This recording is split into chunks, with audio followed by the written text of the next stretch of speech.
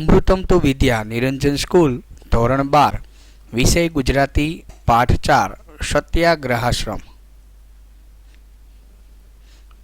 હે ઈશ્વર, મારું માર્ગદર્શન કરો, મારી રક્ષા કરો, મારા હૃદય દીપને પ્રજ્વલિત કરી દો અને મને એક દેદીપ્યમાન તારક બનાવી દો। હે ઈશ્વર, તમે અનંત અપાર અથાગ શક્તિશાળી તથા બળશાળી છો। નમસ્તે વિદ્યાર્થી મિત્રો। Amritam Tu Vidya Niranjan school and Hiren sir presents a unique way to learn Gujarati. વિદ્યાર્થી મિત્રો, આગળના લેક્ચરમાં આપણે સત્યાગ્રહાશ્રમ પાઠના લેખક શ્રી વિનોબા ભાવે વિશે પરિચય પ્રાપ્ત કર્યો હતો। બીજા લેક્ચરમાં પાઠ 4 સત્યાગ્રહાશ્રમ પાઠનો સંક્ષિપ્ત પરિચય પ્રાપ્ત કર્યો હતો। આજે આપણે પાઠ 4 સત્યાગ્રહાશ્રમ પાઠનો સંપૂર્ણ પરિચય પ્રાપ્ત કરશું। વિદ્યાર્થી મિત્રો, સત્યાગ્રહાશ્રમ જીવન પ્રસંગ અહિંસાની ખોજ નામના પુસ્તકમાંથી લેવામાં આવેલ છે। લેખક શ્રી વિનોબા ભાવે, જેમનો જન્મ 1895માં ગાગોદા ગામમાં થયો હતો, મૃત્યુ ઈસવીસન 1982। વિનોબા ભાવેનું મૂળ નામ શ્રી વિનાયક રાવ ભાવે હતું। વિનોબા ગાંધીજીના અનુયાયી કેવી રીતે બન્યા તેનું વર્ણન પ્રસ્તુત જીવન પ્રસંગમાં રજૂ થયું છે। વિદ્યાર્થી મિત્રો, ચિત્રમાં તમે જુઓ છો અમદાવાદ કોચરબ આશ્રમ કે જ્યાં ગાંધીજી રહેતા હતા। 7 જૂન ઈસવીસન 1916નો દિવસ કે જ્યારે વિનોબા કોચરબ આશ્રમમાં પ્રવેશ કરે છે।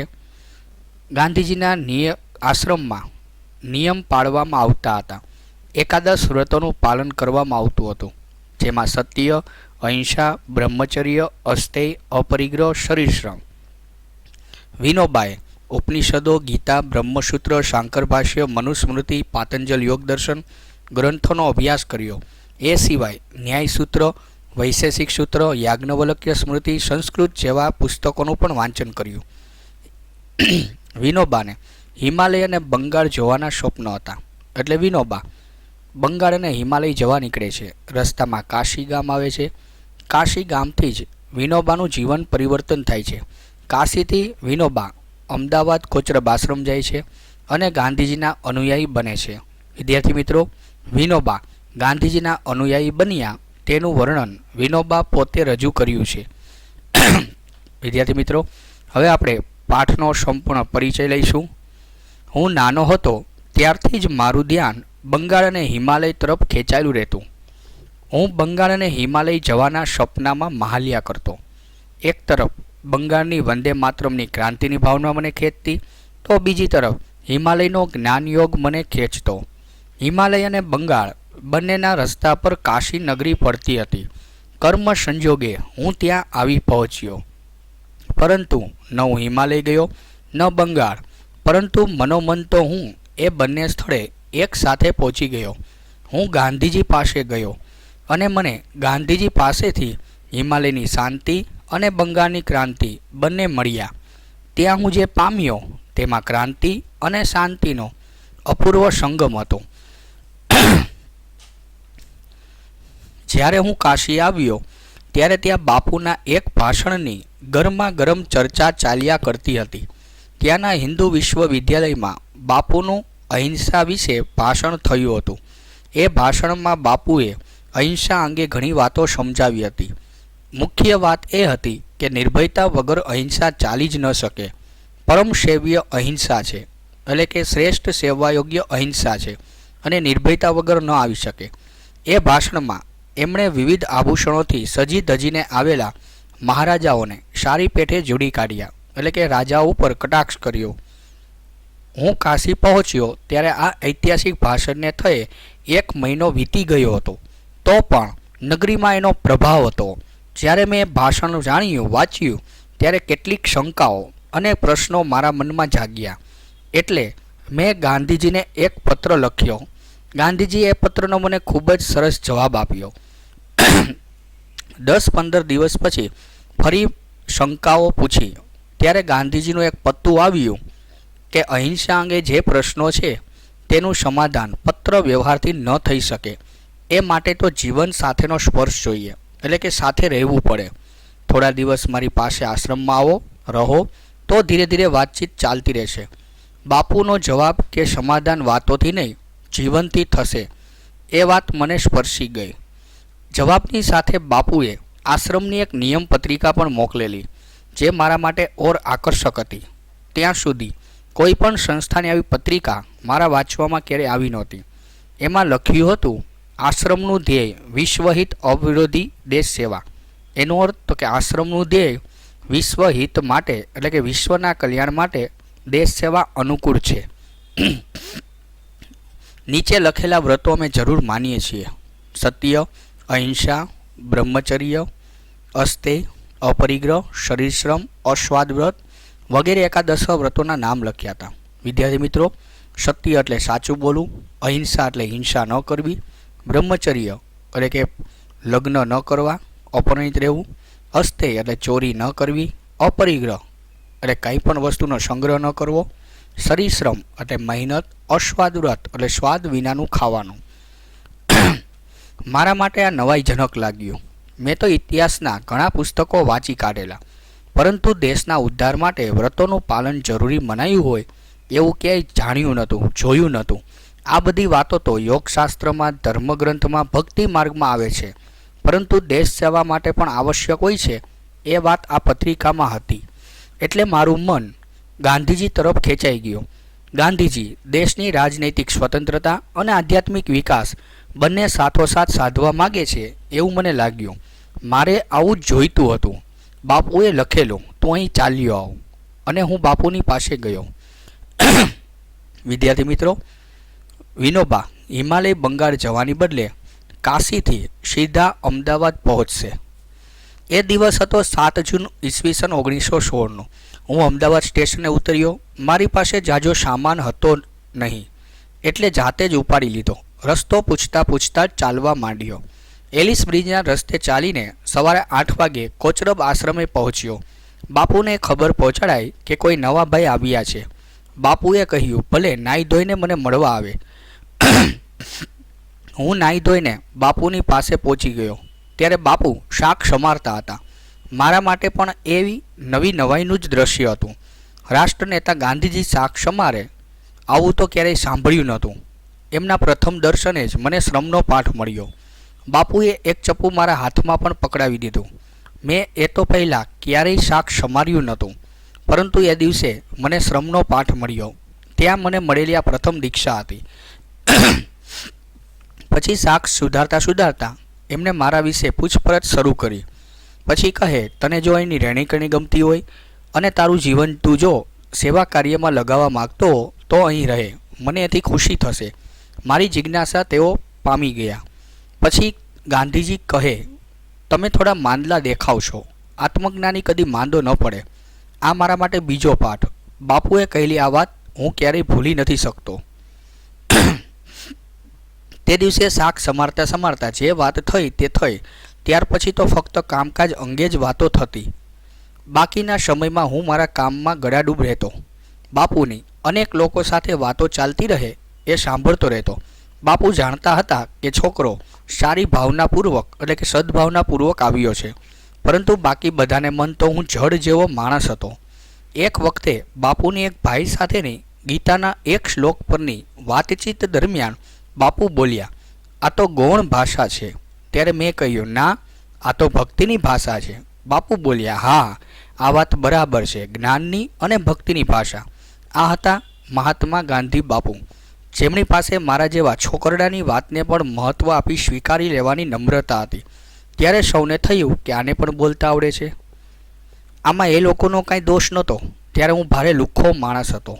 વિદ્યાર્થી મિત્રો, લુખ્ખો એટલે નીરસ. હું ભારે નીરસ માણસ હતો. 21 વર્ષનો છોકરો હતો. મારા મિત્રો પણ જાણે છે કે સભ્યતા, શિષ્ટાચાર, રીતભાઈ કહેવાય છે તે મારામાં ખૂબ જ ઓછી હતી. હું કોઈની સાથે બોલતો પણ નહીં, કામમાં ડૂબેલો રહેતો અથવા તો અધ્યયન, ધ્યાન, ચિંતન વગેરેમાં. વિદ્યાર્થી મિત્રો, હવેના વર્ણનમાં ગાંધીજીએ વિનોબાનું ઘડતર કેવી રીતે કર્યું એનું વર્ણન વિનોબા કરે છે. એક દિવસ પરોઢીએ એટલે કે વહેલી સવારે ઉઠીને હું મારી ઓરડીમાં ઉપનિષદ બોલી રહ્યો હતો. આશ્રમવાસીઓ સાંભળી ગયા. એમણે બાપુને સમાચાર પહોંચાડ્યા કે આ તો સંસ્કૃત જાણે છે. પછી બાપુએ પૂછપરછ કરી. વચ્ચે વચ્ચે તેઓ મને પ્રાર્થનામાં કશું બોલવા કહેતા. મને બોલવાની ટેવ તો પહેલેથી હતી, પરંતુ ત્યાં બોલવું પડ્યું. એથી ખૂબ લાભ થયો. બાપુની હાજરીમાં બોલવાનું છે એટલે એક શબ્દ પણ વધતો ઓછો, એટલે કે વધારે ઓછો ન થાય એમ જોખીને એટલે કે સમજી વિચારીને બોલવાની તૈયારી કરતો. ક્ષમત્વપૂર્વક એટલે કે ક્ષમતાથી બોલવાની સારી કસરત મળી, એટલે કે તાલીમ મળી. શું કહેવાનું છે તે વિશે કશું પહેલેથી વિચારી ન રાખતો. ભગવાન ઈશુએ આજ્ઞા દીધી છે કે પ્રચાર માટે જઈએ ત્યારે અગાઉથી શું કહેવું તે વિચારી ન રાખવું, તો ભગવાન જ તમને પ્રેરણા આપશે. વિચારીને બોલશો તો એ તમારી પ્રેરણા મુજબનું હશે. આ રીતે મારું આમ ચાલ્યું. બાપુએ જાણો મારું ઘડતર કરવાનું નક્કી જ કરી લીધેલો. મારી પાસે અનેક લોકોને મોકલતા. વર્ધા ગયા પછી જે કોઈ જિજ્ઞાસુ સેવાગ્રામ આશ્રમે જતા, બાપુ પૂછતા કે તમે વિનોબાને મળી આવ્યા? ના મળ્યા હો તો જરૂર મળો. એક વખત બાપુએ એક ભાઈને મારી પાસે મોકલ્યા. એ તો ભારતના એક પ્રખ્યાત ક્રાંતિકારી પુરુષ હતા. બાપુએ કહેલું એટલે પગે ચાલીને ઠેક પવનાર સુધી આવેલા. ત્યારે હું ખેતરમાં ખોદતો હતો. વિદ્યાર્થી મિત્રો, આ પ્રસંગ વિનોબા અને ક્રાંતિકારી પુરુષ પર આધારિત છે કે જેમાં ગાંધીજી બંનેની ભૂલ દર્શાવે છે. નજર ઉઠાવી જોયું તો એ ભાઈ સામે ઊભા છે. મેં પૂછ્યું કેમ આવવાનું થયું? તો કહે બસ આમ જ દર્શન કરવા આવેલો, પછી તો શું, બીજી કોઈ વાતચીત ન થઈ. હું પાછો મારા કામે લાગી ગયો. નજર પણ કામ તરફ વળી ગઈ.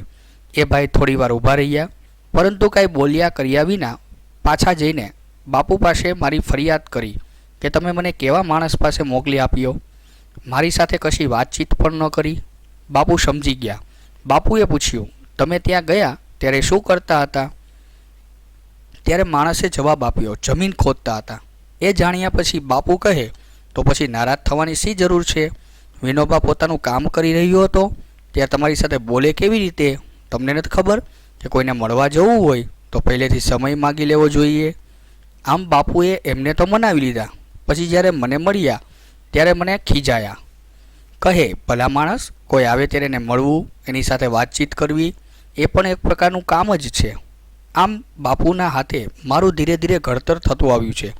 સ્વભાવે હું જંગલી જાનવર જેવો છું. બાપુએ મને પાળીતા પ્રાણી જેવો બનાવ્યો. બાપુના ચરણોમાં બેસીને હું અસભ્ય માણસમાંથી સેવક બન્યો છું. બાપુની સાથે રહીને મને દેશ સેવાની લગ્ની લાગી. હું સેવાને ભગવાનની પૂજાનું સાધન અને પ્રજાને મારો સ્વામી માનું છું. વિદ્યાર્થી મિત્રો, હવે વિનોબાએ ગાંધીજીની કઈ રીતે કસોટી કરી તેનું વર્ણન આવશે.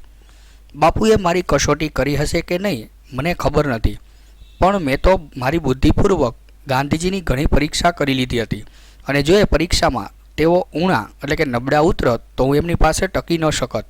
મારી કસોટી કરીને એમણે મારામાં ગમે એટલી ખામીઓ જોઈ હશે અથવા જોતા રહેતા હશે તો પણ તેઓ મને એમની પાસે રાખતા હતા. પરંતુ મને ગાંધીજીની સત્યનિષ્ઠામાં જરા પણ ખામી, ઉણપ કે ઓછપ લાગી હોત તો હું ગાંધીજી પાસે ટકી ન શકત. મેં એવા ઘણા મહાપુરુષો જોયા છે જેમને પોતાના માટે આભાસ થાય છે કે પોતે મુક્ત પુરુષ છે, પૂર્ણ પુરુષ છે, તો પણ મને એવા કોઈ વ્યક્તિનું આકર્ષણ ન થયું. પરંતુ હંમેશા પોતાને અધૂરા માનનારા બાપુનું જ મને આકર્ષણ થયા કર્યું. બાપુ તો હંમેશા કહ્યા કરતા હું હજી પૂર્ણ સત્યથી ખૂબ દૂર છું. મારા પર બાપુની જેટલી અસર પડી એટલી પૂર્ણતાનો દાવો કરનારા બીજા કોઈ સજ્જનોની ન પડી. હું બાપુને મળ્યો, બાપુ પર મુગ્ધ થઈ ગયો. તે બાપુની આંતરિક બાહ્ય વર્તનમાં સમાનતા પર, એટલે કે બાપુનું આંતરિક અને બાહ્ય વર્તન સમાન હતું. કર્મયોગની દીક્ષા મને બાપુ પાસેથી જ મળી. ભગવદ્ ગીતામાં કહ્યું જ છે, પરંતુ એનો સાક્ષાત્કાર થયો બાપુના જીવનમાં. ગીતાના કર્મયોગનું પ્રત્યક્ષ આચરણ મેં બાપુમાં જોયું. ભગવદ્ ગીતામાં સ્થિત પ્રજ્ઞ એટલે તો કે સ્થિર બુદ્ધિવાળાના લક્ષણો આવે છે. આ વર્ણન જો આખું કોઈને લાગુ પડે એવો કોઈ સ્થિત પ્રજ્ઞ શોધવા છતાં આપણું મહાન ભાગ્ય હોય તો જ મળે. પરંતુ આ લક્ષણોની નજીક પહોંચેલા મહાપુરુષને મેં મારી સગી આંખે જોયા, એટલે કે ગાંધીજીમાં મેં સ્થિત પ્રજ્ઞના લક્ષણો જોયા.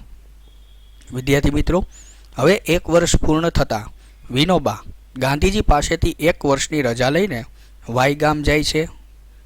પોતાનો અભ્યાસ વધારે છે, પુસ્તકો ગ્રંથોનું વાંચન કરે છે આહાર સુધારે છે, તબિયત સુધારે છે અને પછી વાય ગામમાં વિદ્યાર્થી મંડળ સંસ્થાની સ્થાપના કરશે.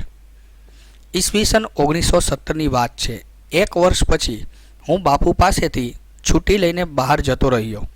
પહેલાં વાય ગામમાં રહીને સંસ્કૃતનું અધ્યયન કરવાનો વિચાર હતો. આમ તો ગીતા પર મારો પ્રેમ હતો જ. એ કારણે ઘરે જ મારા મિત્ર ગોપાળરાવની મદદ લઈને મેં સંસ્કૃતનો અભ્યાસ શરૂ કરી દીધો હતો. વેદાંત અને દર્શનોનો અભ્યાસ કરવાનો હતો. વાય ગામમાં મને આની ઉત્તમ તક મળી. ત્યાં નારાયણ શાસ્ત્રી મરાઠે નામના એક આજન્મ બ્રહ્મચારી વિદ્વાન વેદાંત અને બીજા શાસ્ત્રો શીખવાનું કામ કરતા હતા.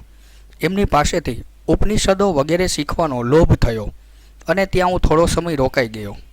ત્યાં ઉપનિષદો, ગીતા, બ્રહ્મસૂત્રો, શાંકર ભાષ્ય, મનુસ્મૃતિ, પાતંજલ યોગ દર્શન આટલા ગ્રંથોનો અભ્યાસ કર્યો. તે ઉપરાંત ન્યાયસૂત્ર, વૈશેષિક સૂત્ર, યાજ્ઞવલ્ક્ય સ્મૃતિ આ ગ્રંથો વાંચી ગયો.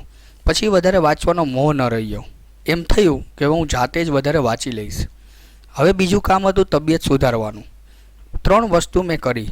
એક, મેં 10-12 માઇલ ફરવાનું ચાલુ રાખ્યું. બીજું, 6 થી 8 શેર અનાજ દળવાનું શરૂ કર્યું. અને ત્રીજું, 300 નમસ્કાર શરૂ કર્યા. એનાથી મારું આરોગ્ય સુધરી ગયું. વિદ્યાર્થી મિત્રો, હવે આહાર વિશેની માહિતી આવશે. આહાર પણ હું વિચાર કરીને લેતો હતો. પહેલાં 6 મહિના સુધી નમક ખાતો, પછી નમક છોડી દીધું. ગરમ મસાલો બિલકુલ ખાતો ન અને ન ખાવાનું વ્રત પણ લીધું હતું. અસ્વાદ વ્રતનું પાલન થતું હતું. દૂધ શરૂ કર્યું. દૂધ વિના બરાબર ચાલી નથી શકાતું એમ ઘણા અખતરા કર્યા પછી સાબિત થયું. 1 મહિનો માત્ર કેળા, લીંબુ અને દૂધ પર કાઢ્યો, જેને લીધે શક્તિ ઘટી ગઈ. એટલે મેં ફરી આહાર નક્કી કરી લીધો. 1.5 શેર દૂધ, 60 રૂપિયા ભાર, 2 તોલા જુવારની 2 ભાખરી, 4-5 કેળા, 1 લીંબુ જો મળી શકે તો. સ્વાદ માટે બીજા કોઈ પદાર્થ ખાવાની ઈચ્છા નહોતી. તો પણ હંમેશા લાગતું રહેતું કે આ ખોરાક પણ ખાસો અમીરી છે, એટલે કે આ ખોરાક મોંઘો છે, અમીરને પોષાય એવો ખોરાક છે. રોજનો કુલ 11 પૈસા ખર્ચ થતો હતો. કેળા, લીંબુ 4 પૈસા, જુવાર 2 પૈસા અને દૂધ 5 પૈસા. આ બધું હું તબિયતની દ્રષ્ટિએ કરી રહ્યો હતો, પણ એમાં એકાદશ વ્રતોના પાલનની દ્રષ્ટિ પણ હતી. હું આશ્રમથી ખૂબ દૂર હતો, પરંતુ સત્યાગ્રહાશ્રમના અનુયાયી એટલે કે શિષ્યની ભૂમિકાએ જ મારો વ્યવહાર જાળવવાનો મારો પૂરો પ્રયત્ન હતો. જેવું અસ્વાદ વ્રતનું પાલન કરેલું તેવું જ અપરિગ્રહ વ્રતનું. મારી પાસે બહુ થોડો સામાન હતો. લાકડાની થાળી, વાટકો, આશ્રમનો લોટો, પંચિયું, કામળો અને પુસ્તકો, આટલો મારો સંસાર હતો. વિદેશી કપડાં ન પહેરવાનું વ્રત લીધું હતું. પેન્ટ, કોટ, ટોપી વગેરે ન વાપરવાનું વ્રત લીધું હતું. શાળ પર વણેલા કપડાં જ વાપરતો હતો. વિદ્યાર્થી મિત્રો, શાળ એટલે લાકડાના ઓજાર પર વસ્ત્ર બનાવે એને શાળ કહેવાય.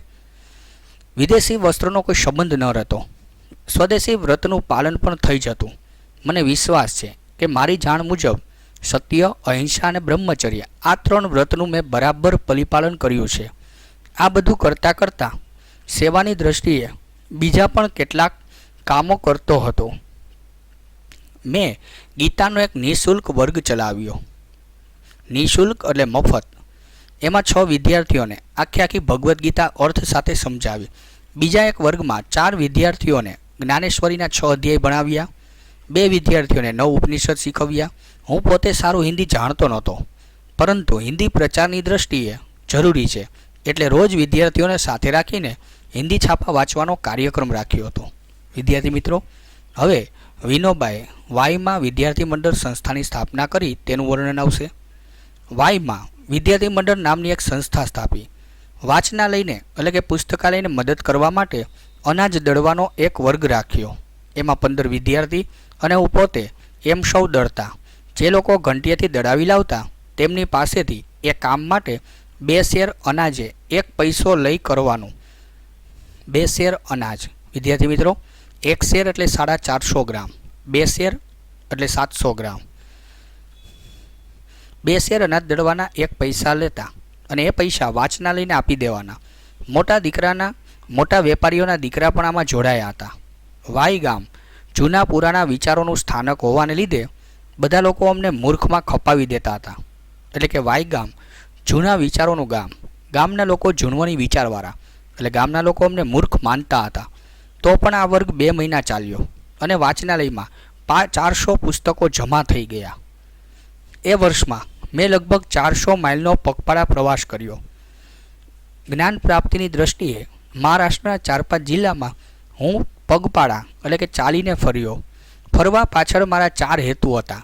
કિલ્લા જોવા એટલે કે રાયગઢ, સિંહગઢ, તોરણગઢ, ઇતિહાસ પ્રસિદ્ધ ગઢ જોયા. બીજું, સંતોના સ્થાનોના દર્શન કરવા. ત્રીજું, સારા લોકોને મળવું. અને ચોથું, લોક નિરીક્ષણ કરવું એટલે કે લોકોનું ઓબ્ઝર્વેશન કરવું. નિરીક્ષણ એટલે તો કે સર્વેક્ષણ.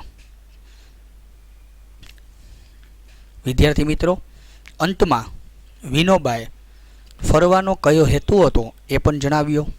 વિદ્યાર્થી મિત્રો, વિનોબા હિમાલય બંગાળ જવા નીકળ્યા હતા. રસ્તામાં કાશી ગામ આવે છે અને કાશી ગામ વિનોબાના જીવનનો વળાંક આવે છે. કાશીથી સીધા વિનોબા અમદાવાદ કોચરબ આશ્રમ પહોંચે છે.